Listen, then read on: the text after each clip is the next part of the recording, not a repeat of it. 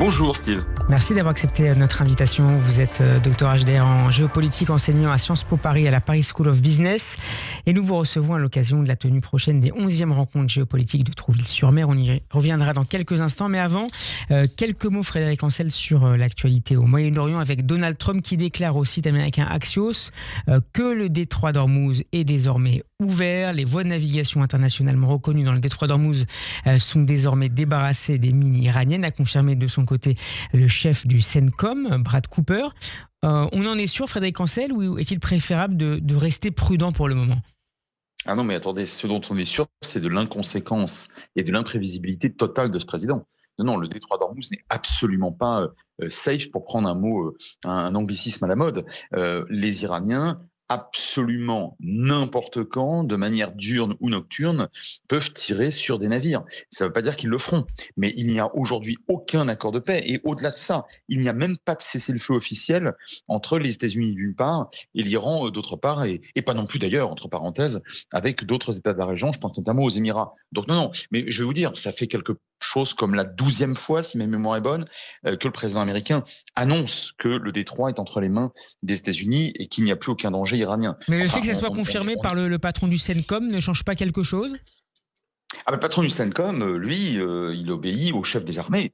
Et le chef des armées, constitutionnellement aux États-Unis, comme en France d'ailleurs, c'est le président. Donc de toute façon, on l'imagine pas en train de dire autre chose que d'acquiescer. Maintenant, à lui ensuite la charge de faire en sorte d'appliquer ce que souhaiterait le président américain. Mais enfin, aux dernières nouvelles, vous avez quand même encore une véritable entrave. J'en veux d'ailleurs pour preuve que beaucoup d'armateurs décident de ne pas ou de ne plus fréquenter le détroit parce que ça leur coûte trop cher, les assurances sont trop chères, parce que les équipages veulent pas y aller, etc. Donc non, moi je pense qu'on a affaire à une énième rodomontade foutraque de ce président. Alors dans le même temps, Donald Trump déclarait hier qu'il n'était pas prêt à reprendre les négociations avec l'Iran. Là aussi, il bluffe alors que des discussions se tournent toute la semaine, notamment par l'intermédiaire du Pakistan et du sultanat d'Oman. Complètement. Alors, il y a une alternative à cette hypothèse. S'il ne bluffe pas, c'est qu'il ne sait même pas qu'il y a des négociations. Alors, j'imagine quand même pas qu'on en est à ce point-là à Washington. Vous savez, je n'exagère pas. Hein. Non, on l'espère tous d'ailleurs, mais je n'exagère pas. Hein. On a affaire à une véritable inconséquence. C'est-à-dire que là aussi, ça fait un peu plus de 10 fois, si ma mémoire est bonne, que depuis l'arrêt des frappes américano-israéliennes, le président américain annonce qu'il y aura des négociations. Et puis, à chaque fois, il indique que finalement, il n'y en a pas, il n'y en aura pas. Et ça, c'est sans compter les 2 ou 3 reprises au cours desquelles il a dit que le régime iranien, finalement, était constitué de gens qui étaient plus ou moins sympathiques et raisonnables. Enfin, vous voyez, donc, on a vraiment affaire à quelqu'un qui pose énormément de problèmes, c'est le moins qu'on puisse dire, à des analystes en géopolitique. Alors, dans ce contexte, l'ancien directeur du Mossad, David Barnea, s'est exprimé pour la première fois sur la situation, et ce depuis sa démission. Il affirme que la pression militaire et économique contre le régime iranien, et notamment avec ces nouvelles sanctions américaines annoncées en début de semaine par le secrétaire au Trésor Bessent, contre cette fois les partenaires de l'Iran, pourrait avoir comme conséquence la chute à moyen terme du régime des Mollahs. Est-ce que vous partagez cette évaluation, Frédéric Ancel ? Oui, je la partage avec il y a un questionnement supplémentaire. Qu'est-ce que M. Barnea appelle moyen terme ?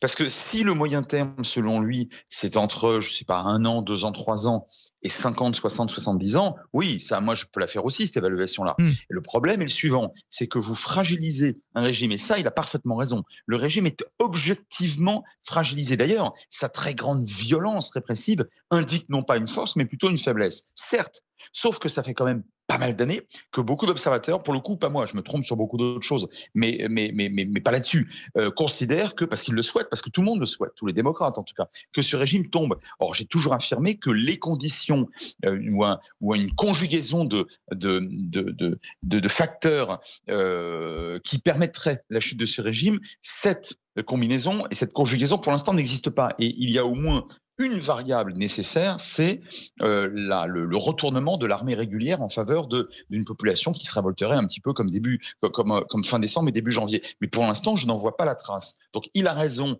le régime est affaibli. À moyen terme, il chutera, certes, tout dépend de ce qu'on appelle le moyen terme.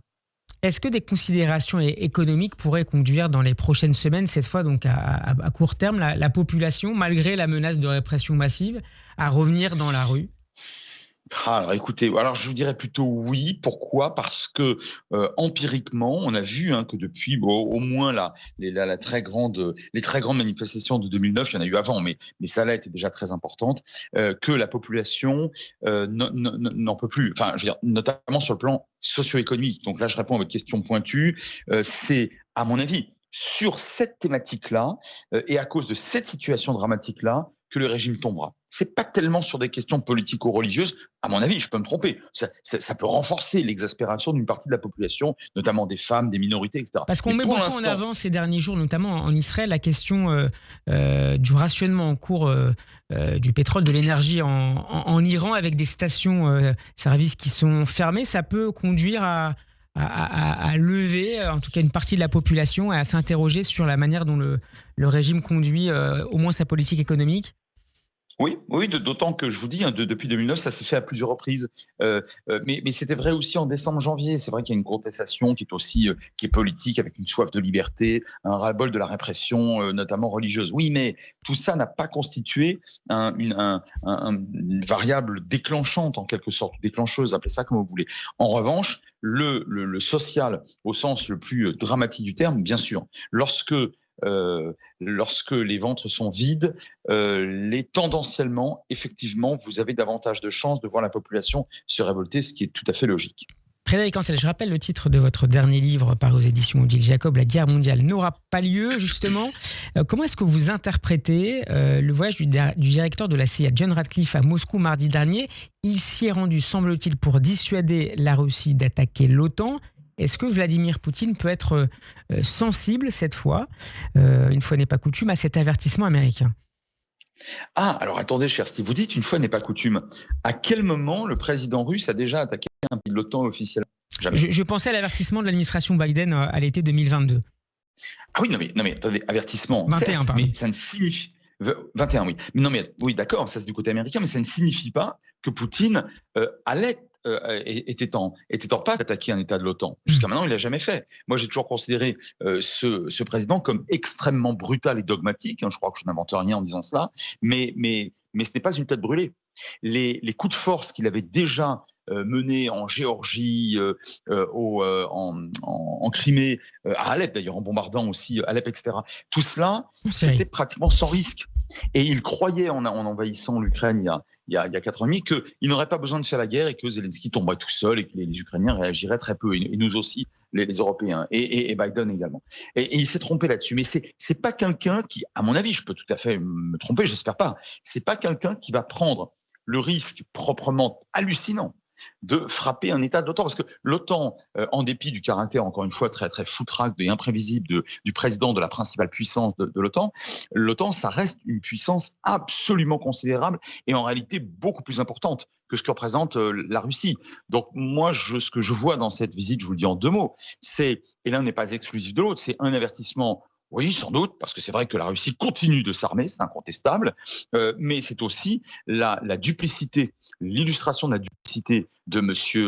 Trump, parce que je rappelle que Trump, d'abord, a rencontré à plusieurs reprises le président russe ces dernières années, et il m'aura peut-être échappé qu'il l'a averti publiquement. Je ne crois pas. Moi, je crois qu'ils se sont très très bien entendus, comme à chaque fois que M. Trump rencontre un chef d'État brutal, autoritaire ou dictatorial, on l'a encore vu à Pékin récemment, on n'a quand même pas l'impression qu'il les menace de manière extrêmement manifeste. Donc moi, je pense que cette visite, elle correspond aux deux, à la volonté américaine de dire à Poutine qu'en échange d'un cessez-le-feu, je ne parle pas d'un accord de paix, d'un simple cessez-le-feu, à ce moment-là, les États-Unis tiendront leur promesse, assez mirifique quand même, d'accorder, de lever les sanctions qui étranglent l'économie russe.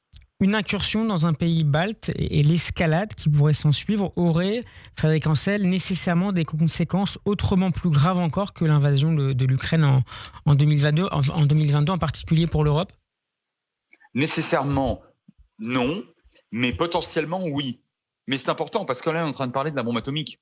Donc, l'adverbe potentiellement, en réalité, en principe, il est censé être totalement dissuasif. Voilà. C'est pour ça que je considère, encore une fois, j'espère ne pas me tromper, je considère que le président russe, du moins, encore une fois, jusqu'à maintenant, a démontré une très grande brutalité, ça c'est le moins qu'on puisse dire, mais pas nécessairement un goût du risque immodéré. Frédéric Ancel, les 11e rencontres géopolitiques de Trouville-sur-Mer que vous organisez chaque année auront justement pour thème dans quelques jours: l'Europe sera-t-elle puissance? Ça se tiendra des 18 au 20 septembre prochain au Casino Barrière. L'Europe se trouve plus que jamais depuis 1945 face à son destin. Oui, complètement. Je pense qu'il nous reste très très peu de temps en tant qu'Européens, certainement pas des décennies, peut-être encore quelques années, pour démontrer, pour afficher une volonté de devenir Europe puissance, c'est-à-dire de ne plus se contenter, je dis se contenter au sens noble du terme, parce que ça a été très bien réussi, l'Europe économique, donc ne plus nous contenter d'être une puissance économique, parce que dans un monde de prédateurs, ça ne suffit pas, mais d'assumer aussi la deuxième dimension historique de la puissance, j'ai nommé la dimension politico-militaire. Et ça, jusqu'à maintenant, on ne l'a pas fait, notamment parce qu'on comptait sur le parapluie nucléaire américain. Maintenant, ça s'est terminé. Donc je pense que c'est effectivement maintenant, c'est dans les prochains mois, les prochaines années, on y va, mais est-ce qu'on n'y va pas trop lentement? Je ne sais pas. Alors le géopolitologue Florian Louis disait ce matin chez nos confrères de France Inter que l'Europe avait fait historiquement le choix après 1945 de l'impuissance de la puissance. C'est un nouveau logiciel qu'il faut désormais développer, Frédéric Ancel, pour faire face aux nouveaux périls de l'époque. C'est l'impuissance de la puissance face à 200 divisions soviétiques, et alors que les Américains de toute façon décidaient de notre protection, on n'a pas tellement le choix. Donc je pense que ce qui a été fait, encore une fois, sur le plan économique est tout à fait remarquable, mais ça ne suffit pas lorsqu'en face, vous avez des hommes d'État, des chefs d'État et de gouvernement, dont les pays montent en puissance, et pas seulement en puissance économique, mais aussi en puissance militaire, et qui revendiquent de véritables empires. Alors c'est vrai de la Russie, c'est vrai dans une moindre mesure. On peut être une grande puissance, Frédéric Ancel, sans redevenir un empire? Non. En tout cas, certainement pas en n'assumant pas la puissance politico-militaire. Alors ça, c'est pas possible. Être une grande puissance, c'est être une puissance globale, et pas seulement une puissance économique. La leçon inaugurale justement de ces rencontres géopolitiques de Trouville-sur-Mer sera donnée par le prix Nobel d'économie Philippe Aghion. L'Europe doit retrouver la croissance et investir plus massivement sur les technologies d'avenir, comme l'avait affirmé de manière très forte Mario Draghi il y a une année ou deux, pour espérer trouver une place demain comme puissance majeure face aux autres pôles du monde. Complètement. Je pense qu'il y a 2 points sur lesquels il faut absolument insister, financièrement parlant, entre autres, ces prochaines années. C'est le high-tech, le nouveau high-tech. C'est-à-dire vraiment, on n'est plus là sur l'avionique ou sur l'espace. C'est très intéressant, mais je pense qu'il faut vraiment aller vers l'IA, les puces, les semi-conducteurs, etc. Et ça, c'est le premier point. Le deuxième point sur lequel il faut vraiment investir, c'est le militaire. Alors la France est très en pointe là-dedans, mais encore une fois, si on en reste là, ça ne suffira pas. Et je pense qu'effectivement, il faut y aller à fond. C'est la raison pour laquelle j'ai voulu que Philippe Aghion intervienne, entame en quelque sorte ce colloque. Et je précise tout de suite que l'invité d'honneur sera la remarquable ministre Aurore Bergé, et que nous aurons comme grand témoin l'ancien Premier ministre et commissaire européen Michel Barnier et Marek Alter, et que les éditions Odile Jacob sont partenaires principales de cette belle rencontre. Une des conférences le dimanche 20 septembre aura pour thème les États-Unis, encore un allié ou déjà un adversaire? C'est une question. Elle se pose réellement dans ces termes, Frédéric Ancel? En tout cas, elle se pose avec Donald Trump. Tant que Trump est au pouvoir à Washington, oui, on peut le considérer comme un partenaire devenu tellement fluctuant, tellement indécis, et à certains égards tellement hostile. Évidemment, pas sur le plan militaire. Enfin, encore que, vous savez, l'épée de Damoclès règne au-dessus du Groenland quand même. Mais enfin, on ne peut pas. On doit se poser la question, et surtout, on doit très vite apporter une réponse. Et la réponse, elle doit être l'augmentation considérable des budgets recherche et développement, qui sont nettement insuffisants en France et en Europe en ce moment, et des budgets militaires. Alors, les Allemands le font, certes, nous aussi, mais simplement, il faut que ce soit une future puissance européenne. Si les Allemands n'achètent que du F-35 américain, je ne vois pas très bien en quoi c'est intéressant du point de vue européen. Ce désengagement partiel des Américains, ça pourrait incliner les dirigeants européens à se tourner davantage vers la Chine, malgré toutes les questions que ça poserait, évidemment? Non, je crois pas. Non, je crois pas parce que d'abord la Chine ne veut pas de nous. Ensuite, on n'entretient réellement pas les mêmes valeurs. Je veux dire, je parle pas de la population, mais je parle du pouvoir en place. Là, c'est franchement le moins qu'on puisse dire. Deux, trois, sur le plan géographique, on est extraordinairement loin. Et enfin quatre, et surtout en termes d'intérêt et d'intérêt stratégique, de proximité stratégique, on entretient chaque pôle une conjonction d'intérêts tout à fait différent, un corpus de valeurs totalement différent. Non, ça, je ne crois pas qu'on va se rapprocher de la Chine. Je pense au contraire que sur le plan économique, il faut être beaucoup plus solidaire face à la Chine et beaucoup moins dépendant, parce qu'on l'est de plus en plus de la Chine. Sinon, on ne sera pas cohérent. Frédéric Ancel, est-ce qu'une Europe puissance serait une bonne nouvelle pour Israël ?